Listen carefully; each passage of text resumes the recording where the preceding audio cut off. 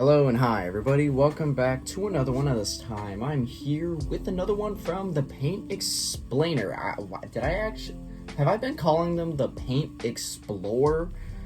They're called the Paint Explainer. Wow, I should really go back to school. Okay, but anyways, this one is what dying on every planet would be like. Well, as if you're watching this video, you're more than likely on the planet Earth. So there's a lot of ways to die in the planet Earth. I don't want to go through all of them because this video would be like an hour long of useless information for a lot of you guys. But we all know there's a lot of ways to die in Earth. But in terms of other planets, I have no fucking idea because I'm not a goddamn astronaut. I don't know what the hell goes on other planets. I'm a dumbass that just lives life. So not in a great way, but you get what I mean. I'm kind of a low IQ, no brain. Fuck boy, okay. So I don't really know what it's like being on any other planet. So maybe this video can give me somewhat of an idea. So with that being said, if you haven't already watched the original video yourself, link to will be in the description. So with that being said, let's get into this. Mercury.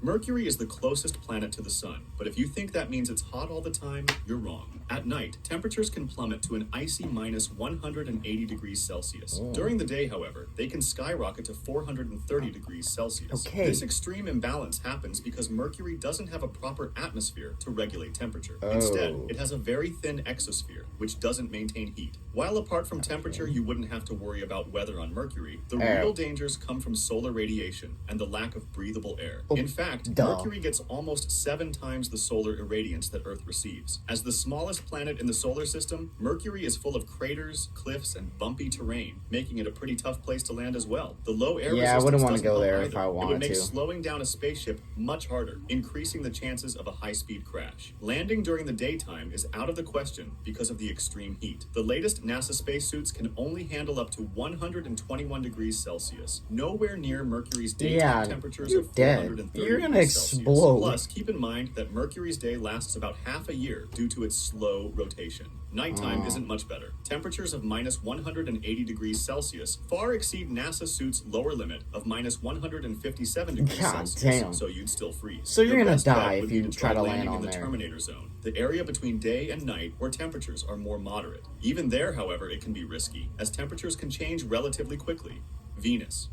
Venus is the closest planet to Earth, sitting just 40 million kilometers away. This means the journey there would be relatively short, about 4 months. Its size and gravity wouldn't pose much of a problem, as they're pretty similar to Earth's. The first real issue you'd face, though, would be those beautiful yellow clouds you'd see as you approached the surface. Unfortunately, they're made of sulfuric acid, a highly corrosive substance that will destroy your lungs in seconds. But let's assume you've got a spacesuit advanced enough to filter it out. As you descend to the surface, you'd notice visibility dropping drastically. The atmosphere becomes incredibly thick, made mostly of carbon dioxide, so you wouldn't be able to see much. Then there's the heat, an unbearable 450 degrees Celsius. If that wasn't enough, only about 10% of the sunlight reaches the surface, as it's blocked by the thick atmosphere, so it'd be pretty dark. On the surface, moving your arms and legs would be a serious struggle. Even though gravity is nearly the same as on Earth, the air is so dense you'd feel like you're wading through a heavy liquid. With a good pressurized suit, you might last a few seconds down there, but before long, the pressure, about 92 bars compared to Earth's 1 bar at sea level, would crush your suit. And if that didn't kill you, the sulfuric acid you'd start breathing once your suit broke definitely would.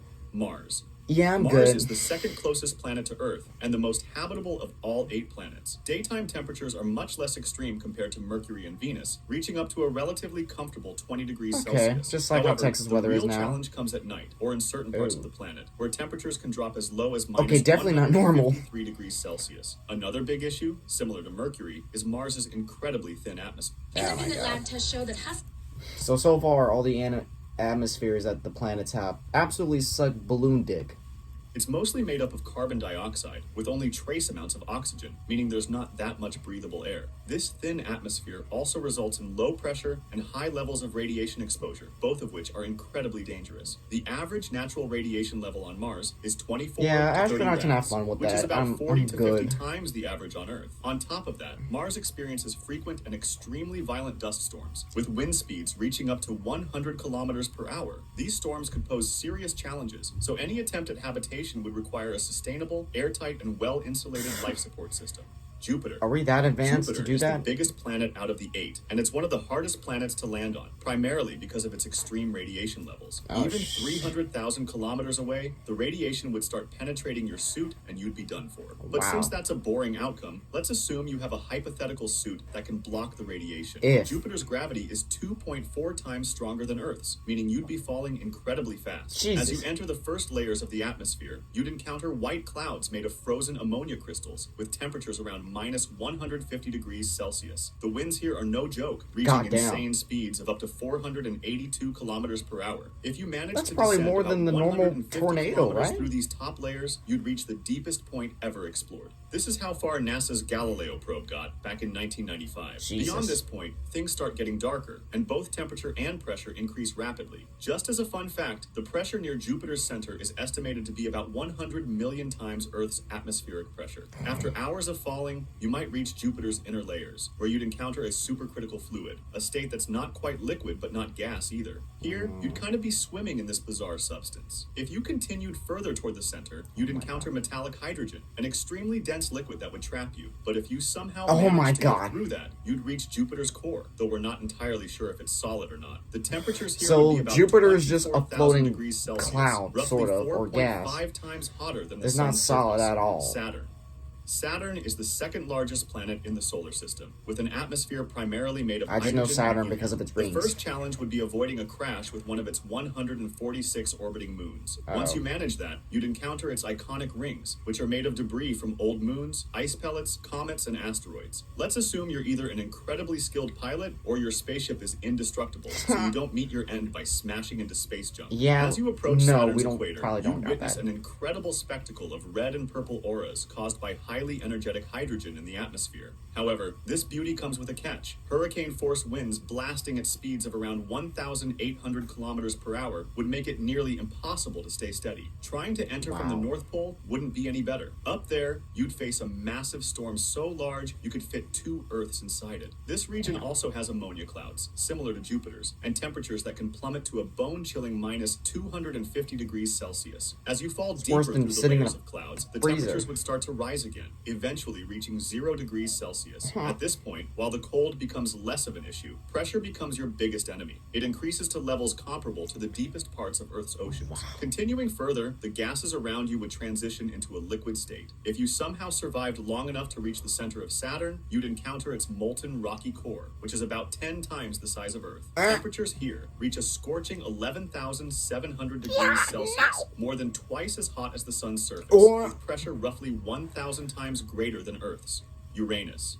This is where planets are getting really far from Earth, making the journey incredibly long. Uranus is one of the 2 ice giants and the only planet in the solar system that spins on its side. It also rotates faster than Earth, with a day lasting just 17 Earth hours. By the way, being an ice giant doesn't mean the planet is a solid ball of ice. Instead, it means it's primarily composed of elements heavier than hydrogen and helium. Like Saturn, you'd need to avoid crashing into its rings. Once you pass them, you'd find yourself surrounded by toxic gas, and the temperature would drop rapidly to below minus 200 degrees Celsius. This makes it the coldest planet in the solar system. If the freezing cold and poisonous atmosphere didn't get you, you'd descend through the first layer of the atmosphere. Here, things get even worse. The air becomes dense, and you'd be pelted by ice pellets. Eventually, you'd reach something truly spectacular, a rain of diamonds, driven by winds of up to 900 kilometers per hour. But once again, there's a catch. The pressure here is about 100 times greater than Earth's, which would ultimately crush you.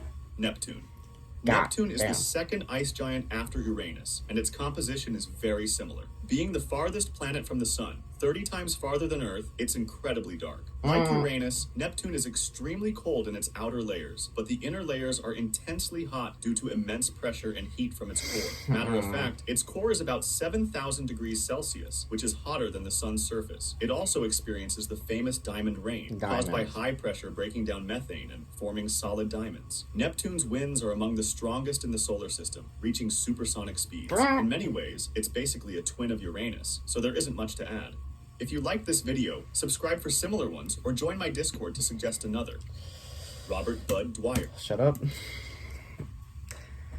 Yeah, I don't want to be an astronaut. Even though I think you... So my guess is no one has attempted to go to those planets. They shouldn't have. I mean, I've seen the I think I've seen clips. No, I've seen this one movie from science class. I don't remember exactly what science class I was in. But this guy going to Mars and living life in Mars. But in this video, it makes it look like you can barely go there and actually walk 2 minutes without being thrown away from the winds. So that's absolutely nuts, dude. So every planet can pretty much kill you. So that's great information. I definitely will be going to sleep tonight, not just dreaming about me in the middle of one of those planets absolutely getting crushed by pressure, burning in the heat, or just freezing into an ice cube. Holy shit. Anyways, guys, if you enjoy this, be sure to give this video a like. If you haven't yet, subscribe. Be sure to do so right now and turn on notifications to be notified for any video that I upload. And I'll catch you guys later in the next one whenever I start doing that. So, hope you guys enjoy. I'll catch you guys later. So, take care.